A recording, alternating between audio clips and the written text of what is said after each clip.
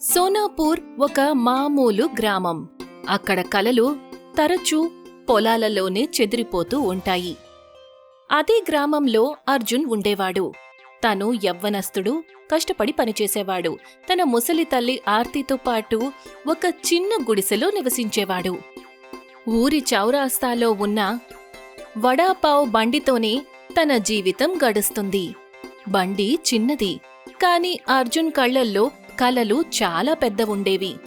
ఒక సాయంత్రం అర్జున్ బండిని మూసేసి ఇంటికి బయలుదేరతాడు. తన మొహంలో విచిత్రమైన మెరుపుంది. అమ్మా, ఒక చాలా మంచి కబురు. అది నువ్వు వింటే ఎంతో సంతోషిస్తావు. అయితే నాకు వెంటనే చెప్పు. ఎంతో కాలంగా మంచి కబురు విననేలేదు. నేను తప్పించిపోతున్నాను. అమ్మా, నాకు పట్నంలో శ్రీరామ్ కాలేజ్ ఆఫ్ ఆర్కిటెక్చర్లో అడ్మిషన్ దొరికింది. నేను బిల్డింగ్ డిజైన్ ఫామ్ని నింపాను. సెలెక్ట్ అయిపోయాను. అది వినగానే ఆర్తి కళ్లల్లో కన్నీళ్లొస్తాయి. మీ నాన్నగారి వాళ్ళ ప్రాణాలతో ఉంటే బావుండేది. ఎంతో సంతోషించేవారు. అర్జున్ కళ్లల్లో కూడా కన్నీళ్లొస్తాయి. నువ్వు ఇల్లు కట్టడం నేర్చుకున్నప్పుడు బాబూ, ఎలాంటి ఇల్లు కట్టాలంటే అందరి జీవితాలు మార్చేయాలి. అవునమ్మా, నేను చాలా మంచి ఇల్లు కడతాను. ఉన్నట్టుండి అర్జున్ మొహంలో సంతోషం మాయమైపోతుంది. ఏమైంది బాబూ? నువ్వున్నట్టుండి ఎందుకు దిగులు పడ్డావు? అమ్మా, నేను సెలెక్ట్ అయినందుకు సంతోషమైతే ఉంది, కానీ దాంతోపాటు కాలేజ్ ఫీజు గురించి చింతుంది. అరే, దాని గురించి నువ్వు ఎందుకు చింతిస్తున్నావ్? మీ అమ్మ ఇంకా బ్రతికే ఉంది. నువ్వు ఫీజు గురించి అస్సలు కంగారు పడకు. మరుసటి రోజు ఆర్తి ఊర్లోని సేటు ఇంటికి వెళ్తుంది. అరే ఆర్తి, ఇవాళ మా ఇంటికొచ్చావేంటి? అంతా బానే ఉంది కదా? నా కొడుకు చదువుకోవాలనుకుంటున్నాడు. మీకు తెలుసు కదా, తను కాగితాల మీద చాలా అందమైన బొమ్మలు గీస్తాడు. నాకు దానికి సంబంధించిన చదువు కోసం కొంత అప్పు కావాలి. నీ కొడుకు తను వడాపావ్ అమ్ముతూ ఉంటాడు. తను ఇల్లు కడతాడా? అది వినగానే ఆర్తి సంతోషం ఆరిపోతుంది. నీకేమైనా మతిపోయిందా? నీ కొడుకు జీవితమంతా వడాపావే అమ్ముకుంటూ ఉంటాడు. బిల్డింగ్ కట్టడం తనకి సాధ్యం కాదు. వెళ్ళిక్కడ్నుంచి. కావాలంటే మా ఇంటి కాగితాలు తాకట్టు పెట్టుకోండి. వాటికి బదులు నాకు కొంత అప్పు ఇవ్వండి. నేను నా కొడుకు కాలేజ్ ఫీజు కట్టగలుగుతాను. సేటు మొహం సీరియస్గా మారుతుంది. వదిలేలే, నీ ఇల్లు కూడా నీ చేతి నుంచి వెళ్ళిపోతోంది. నా కొడుకు పట్నంలో చదువుతున్నాడు. కొన్నేళ్ల తర్వాత తనొక పెద్ద బిల్డర్గా తిరిగొచ్చినప్పుడు నేను ఈ ఊళ్ళో ఒక పెద్ద హోటల్ కట్టిస్తాను. ఆ హోటల్లో నీ కొడుకు వడాపావ్ అమ్మచ్చు. సేటు గట్టిగట్టిగా నవ్వుతాడు. ఆర్తి అవమానాన్ని దిగమింగుకొని ఇంటికి తిరిగొస్తుంది. జరిగినదంతా అర్జున్కి చెప్తుంది. సేటు అప్పివ్వలేదు. దానికి నాకు బాధగా లేదు. కాని ఏదైతే అవమానం చేశాడో దాన్ని నేను ఎప్పటికీ మర్చిపోలేను. అర్జున్ కళ్లల్లో కన్నీళ్లు వస్తాయి. కాని ఏమీ చెయ్యలేని పరిస్థితి. అమ్మా, నువ్వేమీ చింతించద్దు. సేటు మాటలు తప్పని నేను నిరూపించి చూపిస్తాను. మరుసటి రోజు అర్జున్ స్నేహితురాలు మీరా తనని కలవడానికి వచ్చింది. తను కూడా ఆ ఊరి అమ్మాయే, కాని చాలా చురుకైన అమ్మాయి. నువ్వెందుకంత కోపంగా ఉన్నావ్? మీరా కాసేపు ఆలోచిస్తుంది. ఆ తర్వాత తన కళ్లల్లో ఒక మెరుపు కనిపిస్తుంది. నువ్వు వడాపావ్ చేస్తావ్ కదా? ఆ, అయితే నువ్వు వడాపావ్తో ఇల్లు కట్టగలవా? ఏమంటున్నావు నువ్వసలు? అంటే ఏంటంటే, నువ్వేం తయారు చెయ్యాలంటే కాలేజ్ స్వయంగా నిన్ను పిలవాలి. ఉద్యోగం నీ వెంట పడాలి. అర్జున్ మౌనంగా ఉంటాడు. ఆ రోజు రాత్రి చాలాసేపు నిద్రపోలేకపోతాడు. తన మనసులో మొదటిసారి ఒక విచిత్రమైన కల మొదలయ్యింది. అర్జున్ రాత్రి పగలు కొత్తగా ఏదైనా చెయ్యడానికి ఆలోచిస్తూ ఉంటాడు. ఒకరోజు తన వడాపావ్ బండిని తీసుకుని ఊరి నుంచి కొంత దూరం ఒక పాత వృక్షం కింద కూర్చునుంటాడు. తన మనసు బరువుగా ఉంది. కళ్లల్లో చింత స్పష్టంగా కనిపిస్తుంటుంది. భగవంతుడా, ఇప్పుడు నేనేం చేయాలి? నేను కాలేజ్ ఫీజుని ఇప్పుడు కట్టలేదంటే తర్వాత చదువుకోవడం కుదరదు. నా కల అసంపూర్ణంగా మిగిలిపోతుంది. సేటుకి మళ్లీ ఎగతాళి చేసే అవకాశం లభిస్తుంది.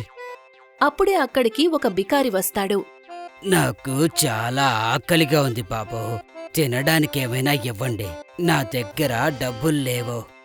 అర్జున్ ఏమాత్రం ఆలోచించకుండా సంచిలో నుంచి వడాపావ్ తీసి అతనికిచ్చేస్తాడు. బికారి వడాపావ్ తింటాడు. అతని మొహం వెలిగిపోతుంది. నువ్వు వడాపావ్ చాలా బాగా చేస్తున్నావు. యవ్వనంగా ఉన్నావు. సంపాదన బాగానే ఉండుంటుంది కదా. అయినా ఎందుకంత దిగులుగా ఉన్నావు? అర్జున్ కన్నీళ్లు పెట్టుకుంటాడు. తను ఆ బికారికి తన పూర్తి కథను వినిపిస్తాడు. నువ్వు ఎప్పుడైనా వడాపావ్ ఊరికి వెళ్ళావా? వడాపావ్ ఊరా? అదేంటి? మీరసలు ఏమంటున్నారో నాకేమీ అర్థం కావట్లేదు. బికారి కళ్ళల్లో ఒక విచిత్రమైన మెరుపు కనిపిస్తుంది. విను, నేను ఒక మామూలు బిక్కారిని కాదు. నేను బిక్కారి వేషంలో తిరుగుతూ ఉంటానంతే. నీ కళ్ళల్లోని నిజాయితీ నన్ను చాలా ప్రభావితం చేసింది. నువ్వు స్వచ్ఛమైన మనసుతో నాకు వడాపావు తినిపించావు. అందుకని నేను నీకు ఒక విషయం చెప్పాలనుకుంటున్నాను. అది చూశాక నువ్వు ఆశ్చర్యపోతావు. ఈ ద్వారం లోపలికి వెళ్ళు బాబూ.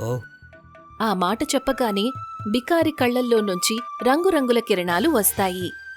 చూస్తూ చూస్తూ వృక్షం తొర్రలో ఒక చిన్న మెరుస్తున్న ద్వారం ఏర్పడుతుంది. మీరు అసలు ఎవరు మీరు? కాసేపటి తర్వాత నీకే అర్థమవుతుంది.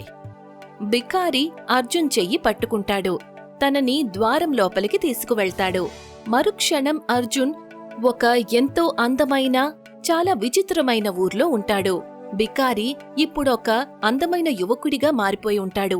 ఇదేంటి, బయట మీరు బిక్కారిలా ఉన్నారు, ఇక్కడ మీరొక అందమైన యువకుల్లా మారారు. నేను మీ ప్రపంచంలో బిక్కారి లేదా వేరొకరి రూపాన్ని ధరిస్తాను. నీ వడాపావ్ నాకు నా ప్రపంచంలా అనిపించింది. నీ సమస్య విన్న తర్వాత నాకనిపించింది నువ్వేదైనా ప్రత్యేకంగా చేయగలవని. అంటే ఈ ఊరు ఆ చెట్టు లోపలే ఉందా? అవును, ఇది ఒక మాయావి గ్రామం. ఒక చెట్టు లోపల ఉంటుంది. మాయావి యువకుడు అర్జున్ని ఊరు లోపలికి తీసుకువెళ్తాడు. అర్జున్ చూస్తాడు, అక్కడ వడాపావ్తో ఇల్లుంటాయి. గోడలు బంగారు వడాపావ్లాగా ఉంటాయి. పైకప్పులెలా ఉంటాయంటే పైన మృదువైన పావు పెట్టినట్టుంటుంది. తలుపులు వడాపావ్ ఆకారంలో ఉంటాయి. ఇక కిటికీలు చట్నీ ఇంకా వడల ఆకారంలో ఉంటాయి.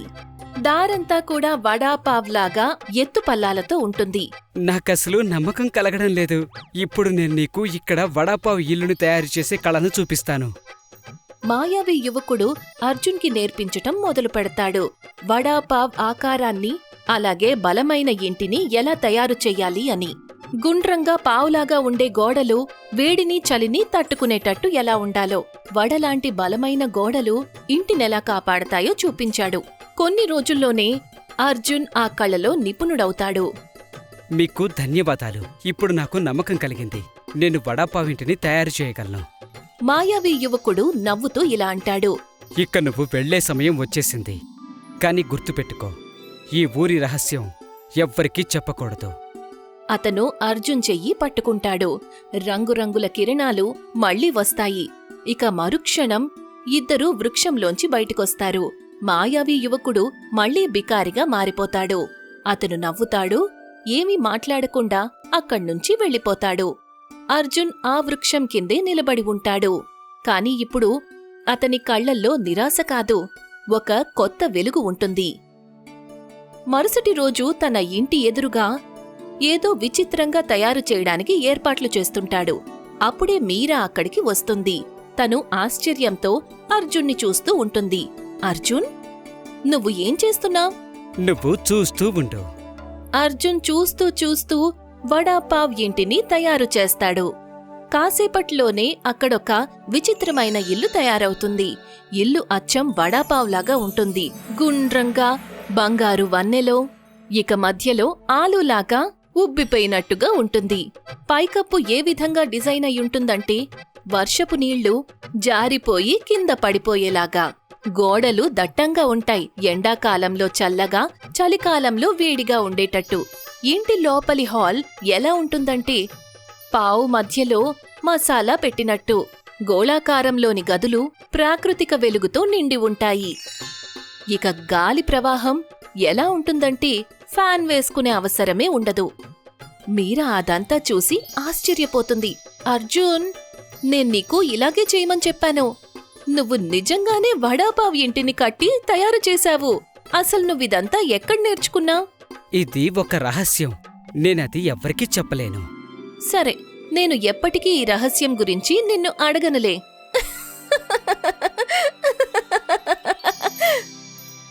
మీరా ఆ ఇంటి ఫోటో తీసుకుంటుంది, దాన్ని ఫేస్బుక్లో పెడుతుంది. చూస్తూ చూస్తూ వడాపావ్ ఇల్లు వైరల్ అవుతుంది.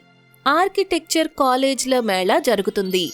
డిజైన్ సంస్థల నుండి కాల్స్ వస్తాయి. ఉద్యోగానికి ఆఫర్స్ వస్తాయి. కొన్ని నెలల తరువాత సేటు వాళ్ల తలుపు దగ్గర నిలబడతాడు. నా వల్ల తప్పు జరిగింది. నీ కొడుకుని నేను తక్కువ అంచనా వేశాను. నన్ను క్షమించు. సేటు ఆర్తి ఇంకా అర్జున్ని క్షమాపణ అడుగుతాడు. ఆలోచన గొప్పదైతే మనిషి ఏమైనా చేయగలడు.